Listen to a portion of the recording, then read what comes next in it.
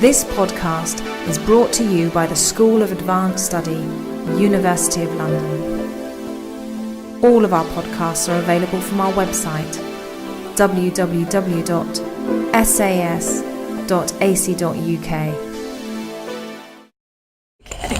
Thank you. I think there are all sorts of interesting ways in which these threads are being pulled together around different definitions of motherhood, but particularly what seems to be coming out is the idea of different understandings of work, of what work might mean. It's a very, very interesting point you just made about creative writing, for example, or creative work. So anyway, we've got about 15 minutes, I think. Someone will correct me if I'm wrong, I'm sure. What time is it now? Certainly 10. 10. Thank you, Jill. If not 15. See how we go. We need 15. Okay, thank you. So just has anyone got any points they'd like to take on that? Well, it's particularly interesting, the debate on motherhood and being an artist, because our text was a mother who gave up the art world and accepted a job as a civil servant so that she could mother her child in some way. And then we have the mother in your text where it's the opposite. So there does seem to be this sense that you've got to make a choice. You can't really reconcile both. Although I do think somebody like Matty Deliusek does manage to do that in her book, The Baby. But these two seem to suggest that it's one or the other, that you can't be an artist and a mother at the same time, because being an artist is portrayed as being so inherently selfish. Yes. What is it really? Is it this assumption that because it cannot be kept within, the normal hours of work, that it will spill over into, the ideal of the kind of the creative genius. Yes. In the French text, there is a different take on it. I thought there was a different take on it, that the creative work as an artist was actually a work that the narrator could not see as really leading too much, in the sense that there is an uncertainty, and the world of painting seemed not to be very friendly, towards her in some way, because she doesn't think that she's saying, I'm giving it up because I can't combine it with motherhood. I'm just saying that because of the conditions of doing that work are not right for me. So not necessarily for motherhood, but it may be that it's born out of the whole novel in a different way. And it is true that artwork is, and that is in the Czech writer. If we kind of make academic work, make it close to creative work, because it's work of the mind rather than work of the hands, then it returns there as well as something that is somehow has different condition, and both can interfere, but it gives you something different, and it's not clear, it's something that returns there. But in that particular case, it had to do more about probably the uncertainties, which is what the Greek text brings up as well, doesn't it? About the mother having to work hard at making herself successful. She has to network. She says at one point, I found now what the right area for networking is, and that she has to keep up a kind of brilliant life, going to the theatre, to projects with writers who might take on a book, turn her book into a play. So there is all that work as an artist that is absorbing, because you've got to work at it to make yourself successful or affirm yourself, and that may have to do with being a woman. I don't know. We made a research in Italy on artistic career of women. And in fact, we find that a lot of we interviewed some very famous actors or dancers, and when they became mothers, they stopped working. As part of that, do we not need to visit those literatures that have looked at the way that capitalism has taken up creativity as its productive mode of being? Sorry, just thinking about how we're talking about work and creativity and motherhood and trying to think about whether these are distinct sort of areas of experience, and thinking about the body of literature that's been around since, I guess, that Evie Trapello-Boltanski book, The New Spirit of Capitalism. So some of the work that was done on thinking about the way that capitalism has taken up creativity itself as its own mode of production, kind of, you can say, pimping of creativity for purposes of capital. So if we go along those lines where we're thinking that work is already infused both with certain notions of creativity and has become what we all do all the time, so there are no areas of experience anymore that are not characterised as work. So maternal work is already thought of as work within that paradigm of the new spirit of capitalism. Then I think we've already shifted the debate away from this idea of work and motherhood as somehow distinct. Aren't we already in a cultural moment in which maternal labour is already inflected by that set of practices as part of our current moment of capitalism? That's what I'm saying. We can't ignore that. It's interesting what you were saying. In sociology, there is a distinction made by Catherine Haken between the mothers who want to stay at home, perhaps for creative reasons, yes, and mothers who certainly want to go outside to work, perhaps also for creative reasons. But there is 60%, she says, this is distinction she makes, that are the adoptive mothers, adaptive mothers, yes, okay, that make a choice depending on the circumstances and the earnings, etc., who choose for the moment or for the next period and make something out of it, but that are not driven so much by, wanting to work, to do some work, perhaps artist work, or do mothering work. I now realize that those two extremes may be more close than she makes the picture. Yeah.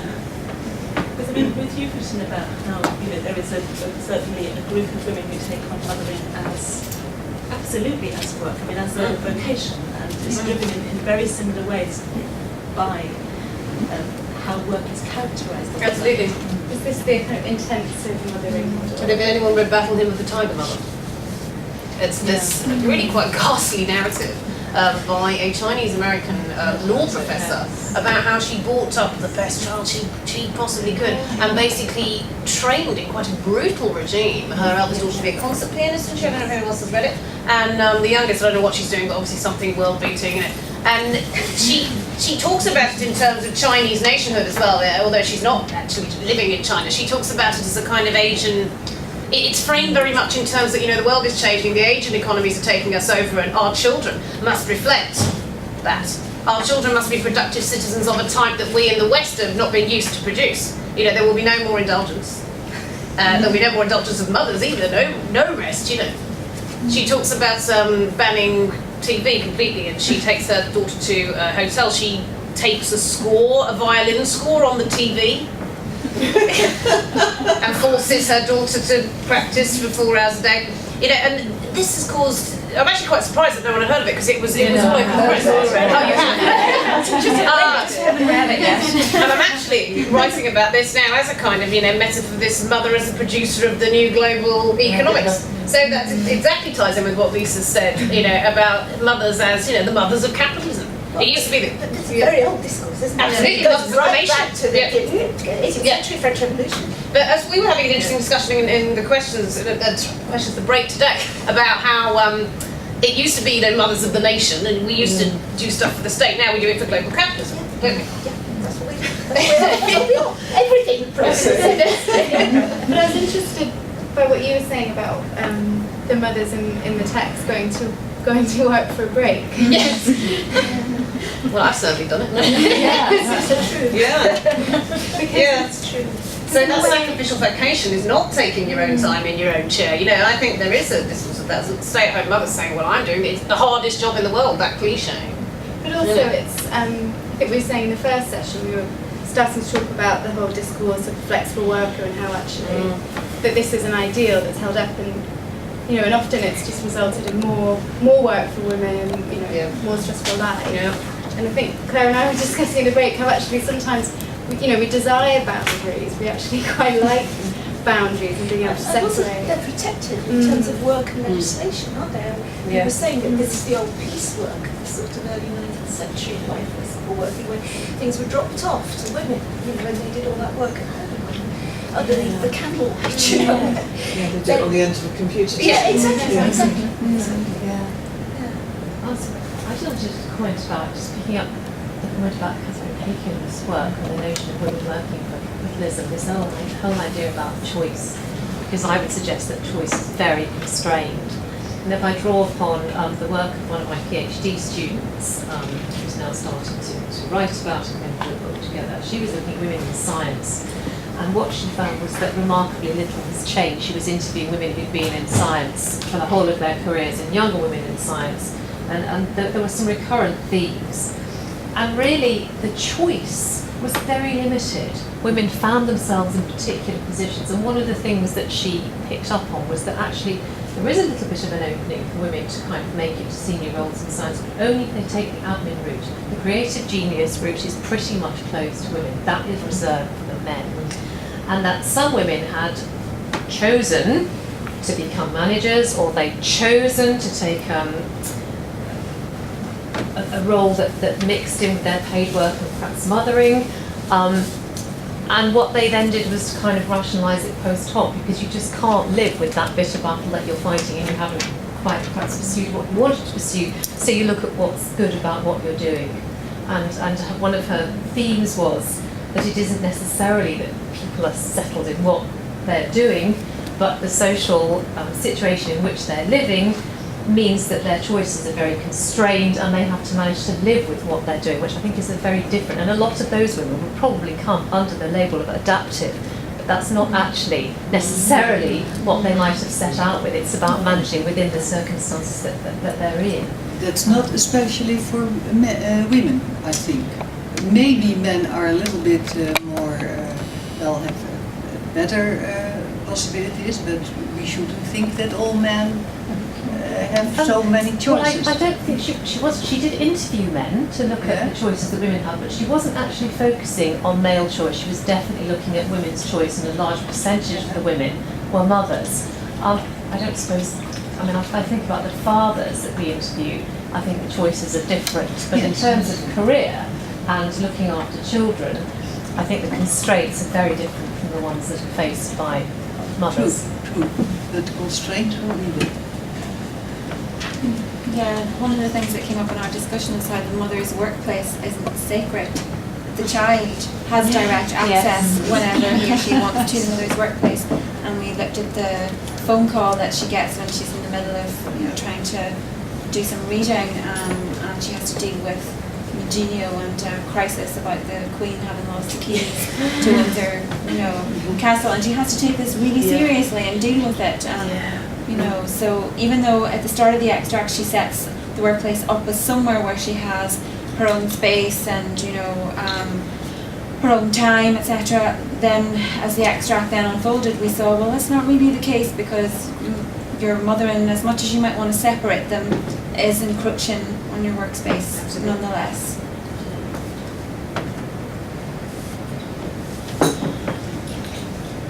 What a depressing picture, isn't it? I was wondering what changed in relation to that point, because thinking about the data that it takes, because that resonated so strongly with my own experiences of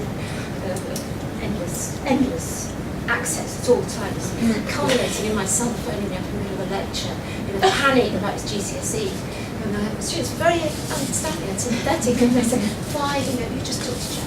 So that's what I did in the lecture. But I was sort of wondering how much whether things were actually changing at all. I don't know. I know I still expect my mother to be on the end of a phone when I want her, even if she's in the classroom. So. But why do you keep your phones on? I turn mine off. Mine's off, But then I get told off by my own childminder for not having been available. Exactly. When she had something important to ask me, like, can I drop Max off at such and such's house for a sleepover? It's just... May I give you a strange something that happened to me yesterday? I was looking at training skills modules for postgraduates in my university, and I found one about how to be a good part-time PhD student. And it was a video, a presentation by a professor, a senior lecturer actually, from my university, who talked about his experience as a part-time PhD student. And he was already married with 2 kids. And one of the things that he listed as something you must do is be selfish. And then in brackets, within reason. So I can see that a man could do that, but I couldn't possibly see a woman who is a mother to actually say, you know, be selfish, because a husband can say, I am not available, but I don't think a mother will want to or can. And so it's amazing how certain things seem to perpetuate themselves. It's very interesting you say that, because I've got some data where I've interviewed PhD students, and I've got a couple of interviews with men who've actually given exactly that advice, be a bit selfish in those words. And I'm not saying that women don't do it, but it just happens that I don't have it in any of the women's narratives. Yeah. Exactly those words. I think we need to move away from anecdotes. Well, no, I think anecdotes are fine. I mean, I'm very interested in anecdotes as a form of critical thinking. But I think that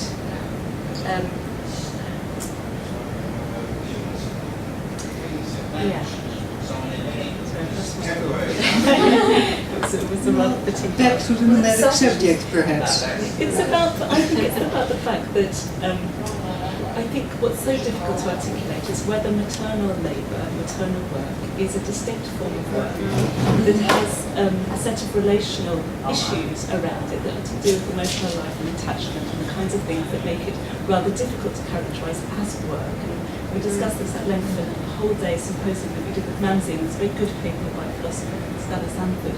It's published in Studies in Maternal about how does one bring together the term labour, the Marxist term labour, and the term the maternal. What kind of labour is maternal labour? It's a very old discussion from this sort of history around, I think, more or less successful attempts to characterise motherhood as a form of work, and historical discussions about whether one wants to do that or not, and what does it mean if we don't. And so I just want to refer back to that history of debate so that we don't end up talking about most mothers wouldn't want to do this, that or the other, which I just think we get into really difficult territory. Motherhood is not a category like that we can in any way generalise it about. I mean, why would one want to do that? So I think instead maybe we can talk about genealogies or histories of debates about maternal labour. I am interested in the difficulties we get into when we think about relational work. So all of the discussions that have gone on about care, the labour of care. Huge literature on the ethics of care. So I just want to remind ourselves that let's not reinvent the wheel again. But I'm not sure where we've got to with those discussions. But in a sense, the selfishness point that Caroline was referring to is part of this ethic of care, but you see yourself as a mother as involved in caring labour. You might not categorise it as labour, obviously, but we're in a position. I don't know if you've read Smile or Die, the Barbara Ehrenreich, where emotional labour is being sucked up increasingly by capitalism, and I would actually add maternal work to that, and I would almost put maternal work at the bottom of that, because no one's paying you for that. If the next step up is care work, actual physical caring for children, caring for the elderly, which also is very much bottom of the economic ranking.